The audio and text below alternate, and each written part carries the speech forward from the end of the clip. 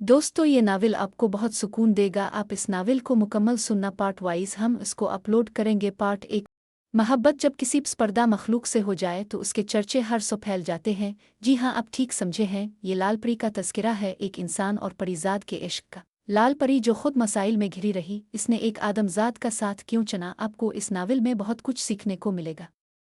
जब मसला जर और ज़मीन का हो तो जंगें होती हैं, अदावतें होती हैं, मगर तारीख़ गवाह है कि इंसान हो या जिन्नात, जंगों से सिवाय तबाही के किसी को कुछ नहीं मिला, बल्कि बर्बादी की दास्तानें रकम हुईं जिन्हें मिसाल बनाकर पेश किया जाता है। आपको भी पेश कर रहे हैं एक मुनफरिद दास्तान। चलिए एक्शन की तरफ। ये सरजमीन है दोस्तों, तिलिस्मी ताकत से लैस दो कबीलों की, जो एक ऐसी जगह बसे हुए हैं जहाँ एक तरफ जंगल और जजीरे का रूखा सूखा इलाका है, जहाँ हिंदू कबीले रामकिशन आबाद है, तो दूसरी तरफ सरसब्ज सरजमीन जो फलों से लदे हुए दरख्तों, चश्मों के ठंडे पानी से मालामाल है। इस पर है पारसियों का कब्जा, जैसे इंडिया का है कश्मीर पर कब्जा। पारसी इस नावल के जालिम हैं और रामकिशन कबीले के लोग मजलूम। जुल्म एक दिन मिट जाता है, इंशाअल्लाह कश्मीर भी एक दिन आज़ाद होगा। ये सरजमीन है दोस्तों, तिलिस्मी ताकत से लैस दो कबीलों की, जो एक ऐसी जगह बसे हुए हैं जहाँ एक तरफ जंगल और जजीरे का रूखा सूखा इलाका है, जहाँ हिंदू कबीले रामकिशन आबाद है, तो दूसरी तरफ सरसब्ज सरजमीन जो फलों से लदे हुए दरख्तों, चश्मों के ठंडे पानी से मालामाल है। इस पर है पारसियों का कब्जा, जैसे इंडिया का है कश्मीर पर कब्जा। पारसी इस नावल के जालिम हैं और रामकिशन कबीले के लोग मजलूम। जुल्म एक दिन मिट जाता है, इंशाअल्लाह कश्मीर भी एक दिन आज़ाद होगा। वो पूनम माशी की रात अपने कबीले के साथ सरसब्ज वादियों में निकली थी। अपने कबीले के साथ वो दिवाली की खुशियां मनाने समंदर के किसी जजीरे में मौजूद थी। इसके कबीले के लोग बंगाल से यहाँ आए थे। लालामप्री असको इसके कबीले के मुखा प्यार से कहते थे। जब वो पैदा हुई थी तो इसके कबीले में बहुत खुशियां मनाई गईं। कबीले की सरदारों ने प्रसाद तकसीम की, सारे मंदिरों में गरीब और बूढ़े जिन्नों और परियों को कीमती तहाइफ दिए गए। मंदिर के पुजारियों को बहुत पूजा पाठ करने की इस्तदा की गई थी। तब जाकर चमारी सिल्वा पैदा हुई थी। चमारी सिल्वा इसका असल नाम था। कबीले के मुखाजी ने इसको प्यार से लालपरी पुकारना शुरू कर दिया था, जिसकी वजह ये थी कि चमारी सिल्वा के गाल रात दिन चमकते रहती थे। वो बचपन में सबकी तवज्जो का मरकज रही थी। चमारी सिल्वा के जिस्म चमक की पर ऐसी शक्ति थी कि रात में भी चमारी दूर से नजर आ जाती थी। उसकी पैदाइश पर सारे पंडितों ने एक पेशगोई की थी, अगर चमारी सिल्वा पूजा पाठ ना सीख सकी तो वो एक इंसान के साथ बया रचाएगी और इस खानदान की शक्ति में बहुत इजाफा हो जाएगा, जो पारसियों के खिलाफ काम आएगा। पंडितों की इस पेशगोई पर न सिर्फ सारे जिन्नात हैरान थे, बल्कि बहुत खुश थे, क्योंकि उनके मुताबिक गीता में मौजूद है कि जब कोई प्री आदमजात से शादी करती है तो उनके माता और पत्ता की शक्ति उरूज पर पहुंच जाती है। ऐसी प्री कभी कभार ही पैदा होती है और उसकी पैदाइश पूरे चांद की रात को होती है। सदियों से चली आ रही इस दुश्मनी को ख़त्म करने में भी शक्ति हासिल करना लाजमी था। हिंदू पंडितों के सामने कबीले से दुश्मनी थी जो पारसी कबीला था। सदियों से आमने सामने रेनी से भी पारसी कबीला और किशन राम कबीले में दुश्मनी चली आ रही थी, क्योंकि पारसी कबीले की सरजमीन पर फलों और मेवा जात के दरख्त थे। ये मेवा जात वाले जंगल का खित्ता पारसी कबीले के कब्जे में था। यूं तो हक सारे जिन्नात और परियों का था, पर कुछ बागी जिन इस बात को नहीं मानते थे। यहाँ तक कि लालपरी के इस राम किशन कबीले को श्री कृष्णा के मंदिर में नारियल तक ले जाने के लिए नहीं देते थे। ये बात सारे कबीले के लिए शर्म का मकाम थी। चमारी सिल्वा का पूरा कबीला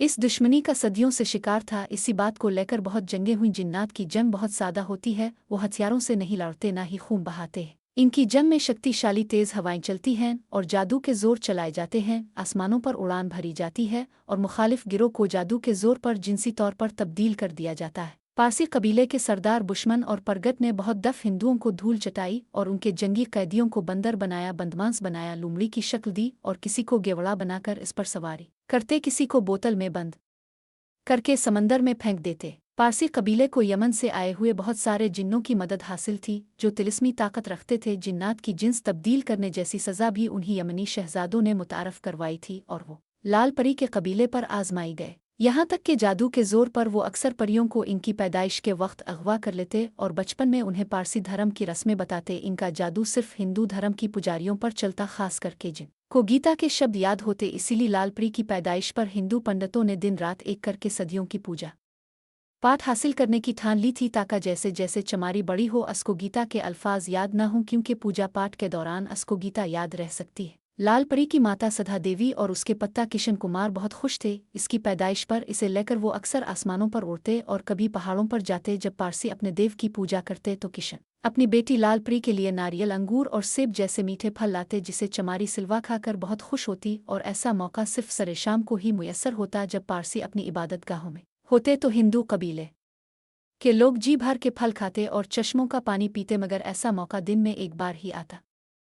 चमारसिल्वा अब परवरिश पाने लगी थी, उसके सारे जिस्म के खदू खाल नशोनुमा पाने लगे थे। चमारी सलो अभी तक ये नहीं बताया था कि वो काली माता की पजरुन है, और ना ही किसी पुजारी ने इसके सामने भगवान को माथा टेक कर अपनी तरफ मुतवज्जे किया था। चमारी सिल्वा भी अब सोचने समझने वाले प्रोसेस से गज रही थी, इसीलिए पूनम माशे की रात पैदा होने वाली इस लालपरी को बहुत मुक़द्दस समझा जाता था। हिंदू मजहबी पुशवाहे का कहना था कि चमारी सिल्वा किसी आदमजात से शादी करेगी और अशरफ अल मखलूक़ात के साथ जिनसी तौर पर मिलन करके हमारे किशन फबली ने वो शक्ति हासिल करनी है जो पारसी कबीले की सोच में नहीं है। आज दिवाली थी, सभी हिंदू जिन्नात और परियां बंगाल में रंगों से खेल रहे थे। बूढ़े जिन भी अपनी परियों को मुख्तलिफ रंगों से रंग चुके थे। दिवाली वाले दिन को जो परी किसी जिन को लाल रंग लगा देती, इसे इसका हक दिया जाता ताकि वो इससे शादी कर सके। एक परी सिर्फ एक शादी करती, तमाम उम्र अपने शहजादे की खिदमत करती, दूसरे शहजादे की तरफ मैली मक से देखने वाले को कबीले से बेदखल कर दिया जाता। ये रस्म चमारी सिल्वा के परखों ने इस वक्त बनाई जब पारसी कबीला आकर आबाद हुआ था। इसका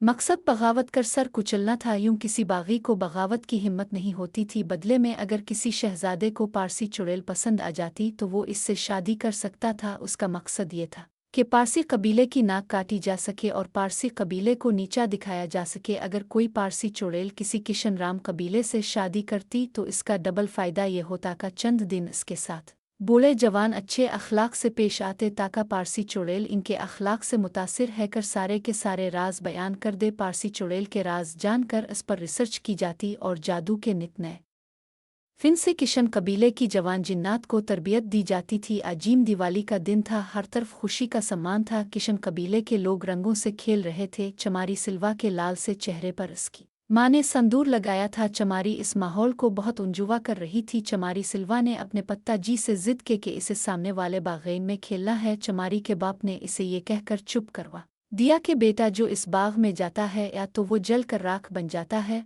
और फिर जादू का असर ख़त्म हो जाने पर जिन्नात की जिन्स तब्दील हो जाती है। अगर हम बाप बेटी वहाँ गए तो वो बंदर, लूमड़ी या फिर घोड़े का रूप धार सकते हैं। नेनसी लालपरी ने फलदार दरख्तों पर जाने की छोटी सी ख्वाहिश को इतनी बड़ी सज़ा सुनकर बागेन में जाने का ख्याल दिल से निकाल दिया और बाग में घूमते फिरते सब जानवरों को देखते हुए बोली, पत्ता जी एक बात पूछूं अब से? चमारी सिल्वा बोली, पत्ता जी वो जो बंदर के लेखा रहा है, क्या वो जानवर नहीं है? क्या वो अपने कबीले का कोई बाशिंदा है? चमारी सिल्वा की बात सुनकर इसका बाप बोला, बेटा हो सकता है किसी ने फल खाया हो चोरी करके तो उसको सज़ा मिली हो जो इसका रूप बंदर में बदल गया है। चमारी सिल्वा की बात सुनकर इसका बाप किशन बहुत अफसुर्दा था, क्योंकि नेनसी जान चमारी सिल्वा का सवाल अजीम फिर से उसको दुखी कर गया, क्योंकि सामने पेड़ पर बैठा बंदर दरअसल चमारी के बाप किशन का बहुत अच्छा दोस्त रावण था, जो एक दिन भगवान के चरणों में नारियल तोड़ने गया था। नारियल के बाग में इसे पारसी सिपाहियों ने गिरफ्तार कर लिया था। दोस्तों, इस कहानी का अगला पार्ट चाहिए तो